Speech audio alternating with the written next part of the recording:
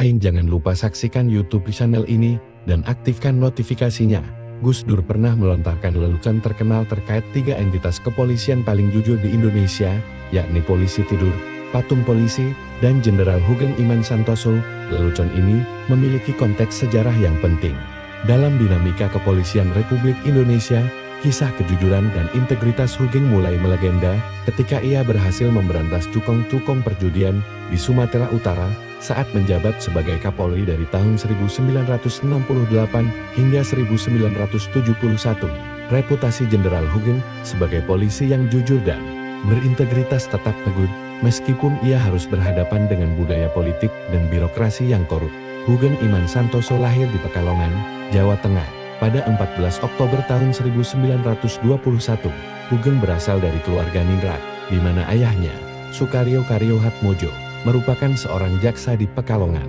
Hugeng berasal dari keluarga ningrat, di mana ayahnya, Sukaryo Karyohatmojo, merupakan seorang jaksa di Pekalongan. Latar belakang keluarga ini mempertemukan Hugeng dengan kerabat ayahnya, Ating Natadikusuma, Kepala Jawatan Kepolisian Karesidenan Pekalongan. Sosok Ating menginspirasi Hugeng untuk menjadi perwira polisi. Ia kemudian melanjutkan kuliah di Sekolah Tinggi Hukum Batavia sebagai dasar untuk melanjutkan ke Sekolah Komisaris Polisi di Sukabumi. Pada masa perjuangan kemerdekaan, Hugeng sempat menjadi seorang mayor di Angkatan Laut. Namun, setelah bertemu kembali dengan Ating, ia teringat cita-citanya untuk menjadi polisi. Ia pun kembali ke kepolisian. Setelah lulus dari Perguruan Tinggi Ilmu Kepolisian PTIK Angkatan Pertama tahun 1952, Hugeng ditugaskan di Polda Jawa Timur sebagai Kepala Dinas Pengawasan Keamanan Negara, yang kini dikenal sebagai Intelijen Keamanan. Pada tahun 1956, Hugeng diangkat sebagai Kepala Bagian Reserse Kriminal di Sumatera Utara. Tugasnya di wilayah yang penuh dengan korupsi, penyelundupan, dan perjudian menjadi awal kisah legendaris kejujurannya. Di hari pertama bertugas di Medan, Hugeng langsung menolak gratifikasi berupa mobil, rumah mewah, dan perabotan yang diberikan oleh para mafia. Sebagai gantinya, ia memilih tinggal di hotel hingga semua barang tersebut dikeluarkan dari rumah dinasnya. Pada tahun 1960, Hugeng ditarik ke Jakarta dan ditunjuk sebagai Kepala Jawatan Imigrasi. Selama menjabat, ia hanya menerima gaji resmi dari kepolisian. Untuk menambah penghasilan, istrinya, Mary, sempat membuka toko bunga di garasi rumah. Namun, sehari sebelum pengangkatannya, Hugeng meminta istrinya menutup toko tersebut untuk menghindari konflik kepentingan. Beberapa bulan sebelum pecahnya G30 pada tahun 1965, Hugeng sempat diusulkan oleh Sultan Hamengkubuwono IX menjadi Menteri Urusan Negara, sekarang Menteri Keuangan dalam Kabinet Presiden Soekarno. Pada tahun 1966, Hugeng kembali ke kepolisian dan diangkat sebagai Deputi Operasi. Di bawah Jenderal Sucipto Yudodiharjo, karirnya yang cemerlang semakin dikenal berkat kesuksesannya dalam menangani kejahatan konvensional.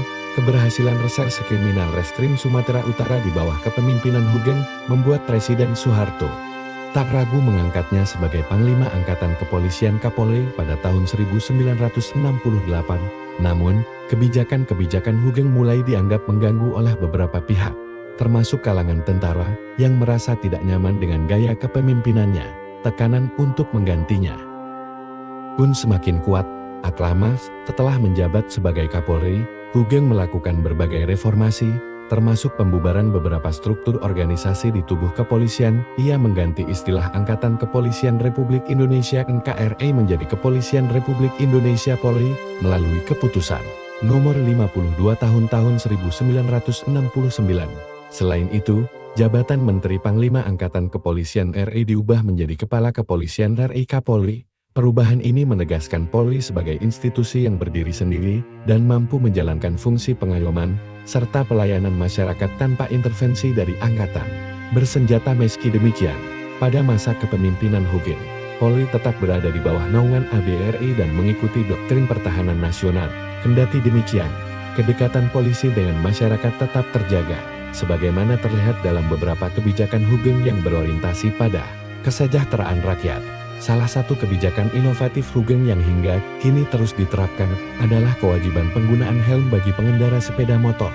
Berbekal pengamatan di lapangan terhadap tingginya angka kematian akibat kecelakaan, Hugeng mencetuskan aturan Ini meski sempat menuai kontroversi, sebagian masyarakat menilai kebijakan tersebut sebagai intervensi terhadap wewenang legislatif, namun, Hugeng menegaskan bahwa keselamatan rakyat lebih penting dibandingkan perdebatan legalitas yang hanya bersifat formalitas. Sebagai Kapolri, Hugeng dikenal sebagai sosok polisi sipil yang dekat dengan masyarakat. Selain terbuka terhadap pers, ia juga aktif dalam kegiatan seni, seperti bermain musik bersama grup Hawaiian Seniors, yang membuatnya dijuluki The Singing General. Penampilannya yang sederhana dan bersahabat berhasil menghapus stigma sangar yang sering melekat pada aparat kepolisian. Namun, masa kepemimpinan Hugeng juga dipenuhi tantangan. Salah satunya kasus penyelundupan mobil mewah oleh Robby Cahyadi. Saat itu, tim Hugeng berhasil menggerebek 8 unit Mercedes-Benz selundupan di Pelabuhan Tanjung Priok. Robby dan kakaknya, Sigit Wahyudi, sempat digelandang ke markas Komando Daerah Kepolisian Kombat 7 Jakarta Raya, namun, hanya beberapa jam setelah ditahan, keduanya dibebaskan akibat intervensi pihak orang kuat. Hugeng tetap meminta izin kepada Presiden Soeharto untuk melanjutkan penyelidikan. Meski Robby Cahyadi divonis 10 tahun penjara, ia hanya menjalani hukuman selama 2,5 tahun. Ketidakadilan ini menunjukkan tekanan politik yang dihadapi Hugeng selama menjabat. Integritas Hugeng yang tak mempan disogok menjadikannya antitesis dari pemerintahan Orde Baru, yang sering dilanda praktik korupsi dan nepotisme. Setelah keluar dari penjara, Robby kembali berbisnis di sektor tekstil dan bermitra dengan keluarga Cendana dalam menangani kejahatan penyelundupan mobil. Jenderal Hugeng dikenal sebagai sosok yang tidak mengenal kompromi. Hal ini membuat masyarakat antusias mendukungnya. Selain itu, Hugeng juga dikenal dekat dengan pers dan masyarakat, sehingga mendapat banyak simpati publik. Namun, di sisi lain, pendekatan Hugeng yang sangat tegas ini menimbulkan ketidaknyamanan bagi pemerintah. Salah satu kasus besar yang ditangani Hugeng selama menjabat Kapolri adalah kasus Sum Kuning. Kasus ini bermula dari pemerkosaan terhadap seorang perempuan bernama Sumarijan yang diduga dilakukan oleh segerombolan pemuda di Yogyakarta. Namun, alih-alih mendapatkan keadilan, Sum malah mengalami kekerasan dan pelecehan seksual oleh oknum aparat kepolisian Yogyakarta. Ketidakadilan yang dialami Sum diungkapkan melalui salah satu surat kabar lokal yang kemudian menarik perhatian publik, bukannya mendapatkan dukungan. Sum justru dijerat atas tuduhan memberikan keterangan palsu. Kasus ini semakin memanas karena insiden pemerkosaan yang dialami Sum diduga melibatkan anak-anak pejabat tinggi di Yogyakarta. Menyadari adanya kejanggalan, Jenderal Hugeng dengan tegas menyatakan sikap untuk tidak gentar meski harus berhadapan dengan keterlibatan anak-anak petinggi.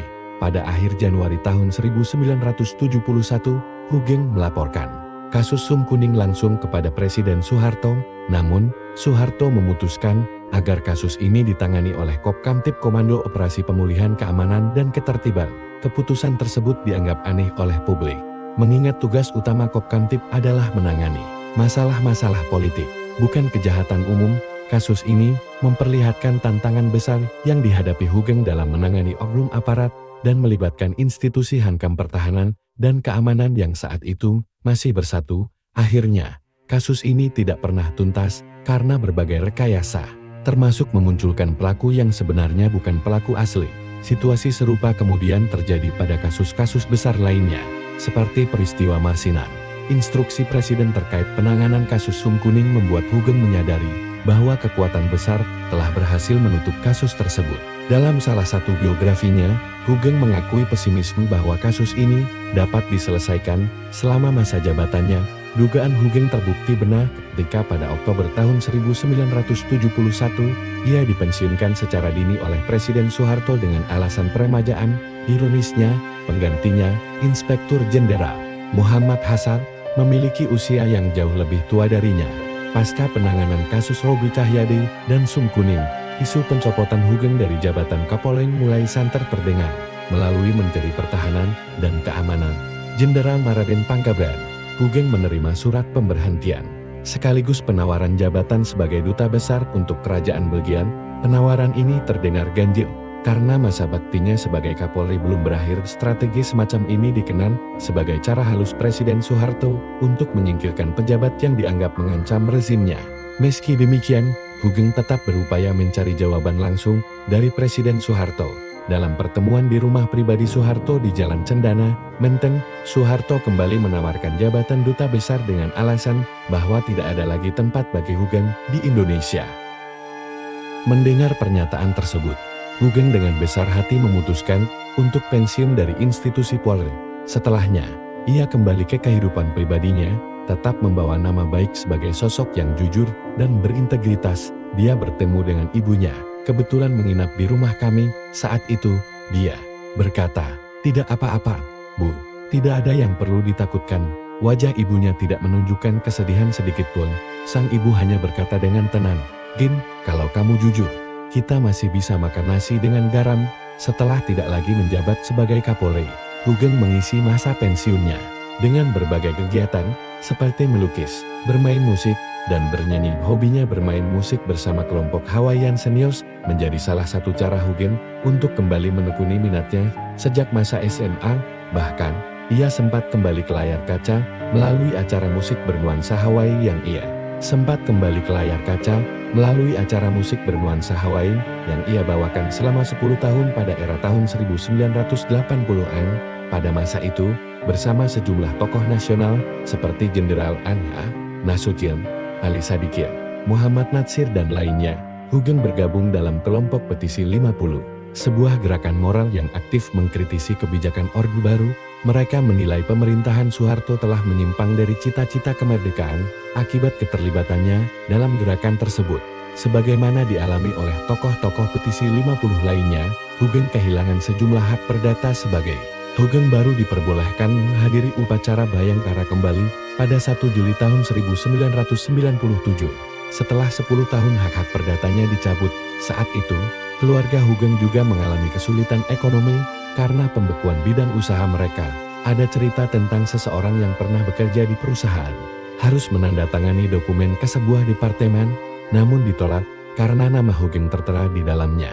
Setelah tidak lagi diperbolehkan tampil di acara musik di TVRI, Hugeng menjalani hidup sederhana dengan mengandalkan dana pensiun dan pendapatan dari hasil menjual lukisan-lukisannya. Pada 14 Juli tahun 2004, Hugeng Iman Santoso meninggal dunia akibat penyakit stroke. Sesuai permintaannya sebelum meninggal, ia dimakamkan di pemakaman umum, berdekatan dengan makam para kerabatnya yang telah mendahuluinya. Hugeng pernah berkata, "Saya lebih tenang jika bisa dimakamkan di sebelah istri saya." Ada satu momen yang sangat menyentuh hati. Hugeng pernah memegang tangan seseorang dan berkata, "Saya akan membuktikan sampai saya mati bahwa iman saya benar-benar sentosa, barulah saya pantas memakai nama 3 suku kata ini." Kalimat tersebut mencerminkan keteguhan dan kejujuran yang menjadi prinsip hidupnya hingga akhir hayat.